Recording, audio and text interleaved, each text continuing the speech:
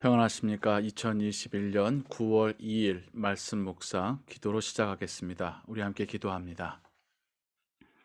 사랑과 은혜가 풍성하신 하나님 아버지, 하나님의 은혜를 구하며 이 시간 말씀과 기도의 자리로 나옵니다. 주의 성령이 우리에게 지혜 주셔야 우리가 하나님 말씀을 깨달아 할 수 있습니다. 주의 성령이 우리를 도우셔야 우리가 그 말씀에 순종할 수 있습니다. 이 시간 우리에게 은혜 베푸시고 우리를 붙들어 주옵소서. 오늘 하루 주와 동행하는 하루가 되게 하옵소서. 예수 그리스도의 이름으로 기도하옵나이다. 아멘.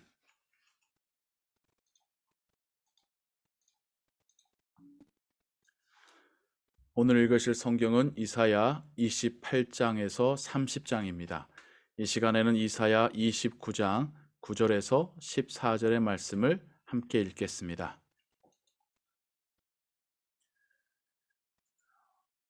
너희는 놀라고 놀라라. 너희는 맹인이 되고 맹인이 되라.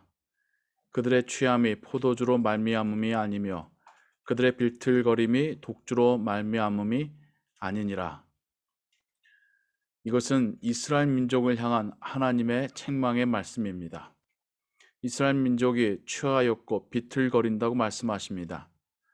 술에 취한 것, 그래서 몸이 비틀거리는 것이 아니라 그들의 영적으로 그들이 취해 있고 비틀거리더라는 것입니다. 영적으로 취해 있고 비틀거린다는 뜻은 무엇입니까? 하나님을 올바로 알지 못하고 하나님 앞에서 깨어있지 못하고 세상 죄와 우상과 세상의 쾌락으로 인하여서 그들이 정신을 차리지 못한다라는 뜻이겠지요. 대저 여호와께서 깊이 잠들게 하는 영을 너희에게 부어주사 너희의 눈을 감기셨음이니 이는 그가 선지자들과 너희의 지도자인 선견자들을 덮으셨음이라. 선지자들과 선견자들이 덮여졌다. 그들이 더 이상 하나님의 계시를 말하지 않는다라는 뜻이겠죠. 하나님께서 그들을 통하여 말씀하시지도 않고 말씀하셨어도 이스라엘 민족이 듣고 깨닫지도 못하더라는 뜻이겠죠. 특별히 구약의 기록은 선지자들은 그들 가운데 일어난 모든 일들에 대하여 그것이 복된 일이든 아니면 고난의 일이든 그 모든 것 위에 하나님께서 뜻하시고 또 때로는 허용하셨다라고 하는 그러한 이해를 가지고 있습니다. 그래서 지금 이스라엘 민족에 일어난 이 영적인 사태에 대해서도 그 근원을 하나님으로 이해하지만 하나님께 원인이 있고 하나님을 원망한다는 뜻이 아니라 자신들이 영적으로 타락하였고 하나님을 떠났기에 이제 하나님께서 더 이상 선지자와 선견자들을 통하여서 자신들에게 말씀하시지 않게 되었다라는 뜻입니다. 그러므로 모든 계시가 너희에게는 봉한 책의 말처럼 되었으니 그것을 그 아는 자에게 주며 이르기를 책이 봉해졌다. 하나님의 계시는 주어졌지만 듣거나 읽지 않는다는 뜻이겠죠. 그것을 알려고 하고 깨달으려 하지 않는다는 뜻이겠죠. 그래서 이렇게 비유하며 말씀하십니다. 그것을 그 아는 자에게 주며 이르기를 그대에게 청하노니 이를 읽으라 하면 그가 대답하기를 그것이 봉해졌으니 나는 못 읽겠노라 할 것이요. 봉해졌다. 실링 처리가 되었다. 그렇기 때문에 펼쳐보지 못하기 때문에 못 읽겠다라는 뜻이고요. 또 그 책을 글 모르는 자에게 주며 이르기를 그대에게 청하노니 이를 읽으라 하면 그가 대답하기를 나는 글을 모른다 할 것이니라. 주께서 이르시되 이 백성이 입으로는 나를 가까이 하며 입술로는 나를 공경하나 그들의 마음은 내게서 멀리 떠났나니. 이 말씀을 예수님께서 인용하시지요. 마태복음 15장 8절에 보면 바리새인들이 율법을 교모하게 사용하여서 정말 하나님께서 원하시는 삶의 모습이 아니라 자기들이 원하는 삶으로 이것을 왜곡시켜서 적용했었던 그 상황 속에서 예수님이 이 말씀을 하시지요. 그게 또 어떤 상황이었냐면 자녀된 도리로서 부모님을 공경하고 봉양해야 되는데 자신들의 재산을 말로는 이건 다 하나님께 바쳤습니다 해놓고 하나님께 바쳐진 것이니 이제 부모님을 위해서, 다른 사람을 위해서, 가난한 자들을 위해서 줄 수 없습니다 라고 했었던 바리새인들의 어떤 율법의 악용에 대해서 예수님께서 그때 마태복음 15장 8절에서 이 말씀을 하시죠. 입술로는 나를 공경하나 그들의 마음이 내게서 멀리 떠났다. 바리새인들, 그리고 지금 이 이사야 선지자 시절의 이스라엘 민족의 그 신앙 상태가 말로는 하나님을 믿고 말로는 하나님을 사랑하고 말로는 하나님께 영광 돌린다 하지만 실제 그들의 마음은 하나님께 있지 않고 하나님으로부터 멀리 떠나 있었다라는 것입니다.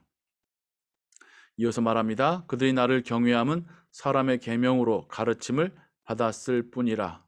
하나님의 말씀, 그 뜻, 그 메시지가, 그 계시가 더 이상 의미가 없고 이제는 글로 쓰여진 율법에 의해서 좌지우지되는, 율법을 지키고 있으면 자신들이 완전하고 거룩하고 온전하다라고 착각했었던 것은 그때의 당시에 이스라엘 민족이나 예수님 당시의 바리새인들이나 그게 공통점이라는 것이죠. 그러므로 내가 이 백성 중에 기이한 일, 곧 기이하고 가장 기이한 일을 다시 행하리니 그들 중에서 지혜자의 지혜가 없어지고 명철자의 총명이 가려지리라. 영적으로 타락한 시대에 더더욱 하나님 말씀을 깨달을 수 있는 지혜가 부족해지게 하는 것, 이것이 또 어떻게 보면 하나님께서 그 당시에 사람들을 향하여 내리는 징계다라는 것입니다. 이사야 선지서의 말씀을 통하여서 입술로는 하나님을 믿고 사랑한다 하지만 마음으로는 하나님으로부터 떨어져 있었던 이사야 시절의 사람들이나 예수님 시절의 바리새인들을 생각해 보게 됩니다. 오늘날도 마찬가지일 수 있습니다. 유대교회부터 개혁하며 시작된 것이 기독교고요. 그 천주교로부터 개혁하여 시작된 것이 개신교입니다. 그러한 개혁에는 다 형식적인 신앙이 원인이었었습니다. 이것을 본질적이고 핵심적이고 원래의 신앙으로 돌아가자는 것이 개혁이었고요. 하지만 오늘날의 개신교를 보아도 어찌 보면 다시 한번 하나님께서 우리를 향하여서 입술로는 하나님을 사랑한다고 믿는다고 하지만 마음으로는, 삶으로는 하나님의 뜻하신 바하고는 거리가 멀다고 말씀하실 수 있는 시대이기도 합니다.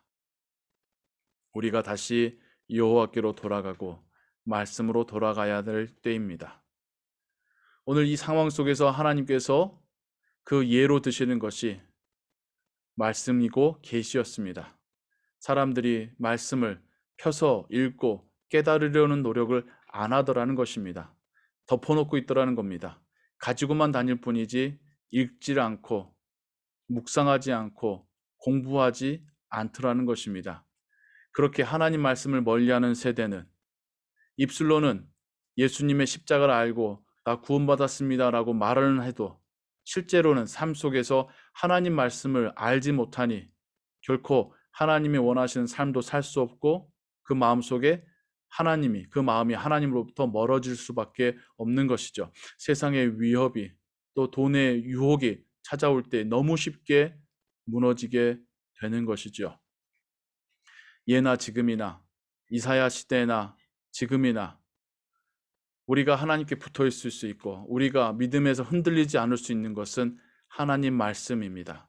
하나님 말씀을 읽고 묵상하고 배우고 그 말씀대로 살려고 하나님께 구하고 순종할 때에 우리가 하나님께 붙어 있어서 마치 포도나무에 붙어 있는 가지가 풍성한 열매를 맺는 것처럼 우리가 하나님의 자녀로서 예수님의 제자로서 열매 맺을 수 있는 것입니다. 하나님께서 우리에게 말씀이라고 하는 성경을 주셨습니다. 성경을 펼쳐서 읽고 묵상하고 공부하는, 그리고 그 말씀에 깨달은 바에 순종하려고 애쓰시며 기도하시는 여러분 되시기를 주님의 이름으로 축원합니다. 기도하겠습니다.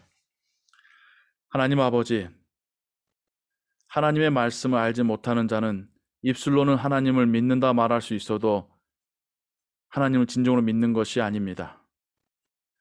하나님 말씀을 읽고 묵상하고 순종하지 않는 자가 입술로는 하나님을 사랑한다고 말하지만 결코 하나님을 사랑할 수 없습니다. 하나님을 사랑하고 하나님께서 원하시는 삶을 알지 못하기 때문입니다. 우리로 하나님 말씀을 읽게 하시고 읽을 때에 주의 성령이 우리로 깨닫게 하시고 또 깨달은 바에 순종할 수 있도록 도와주옵소서. 오늘도 말씀 앞에 무릎 꿇습니다. 기도에 무릎을 꿇습니다. 하나님 우리에게 은혜 베푸시고 오늘 하루 우리와 동행하여 주옵소서. 예수 그리스도의 이름으로 기도하옵나이다. 아멘. 주기도문 합니다. 하늘에 계신 우리 아버지여, 이름이 거룩히 여김을 받으시오며 나라의 임하옵시며 뜻이 하늘에서 이룬 것 같이 땅에서도 이루어지이다. 오늘날 우리에게 일용할 양식을 주옵시고 우리가 우리에게 죄 지은 자를 사하여 준 것 같이 우리 죄를 사하여 주옵시고 우리를 시험에 들게 하지 마옵시고 다만 악에서 구하옵소서. 대개 나라와 권세와 영광이 아버지께 영원히 있사옵나이다. 아멘. 계속해서 기도하시고 오늘 하루의 삶도 하나님과 동행한 평안한 하루 되시기를 바랍니다.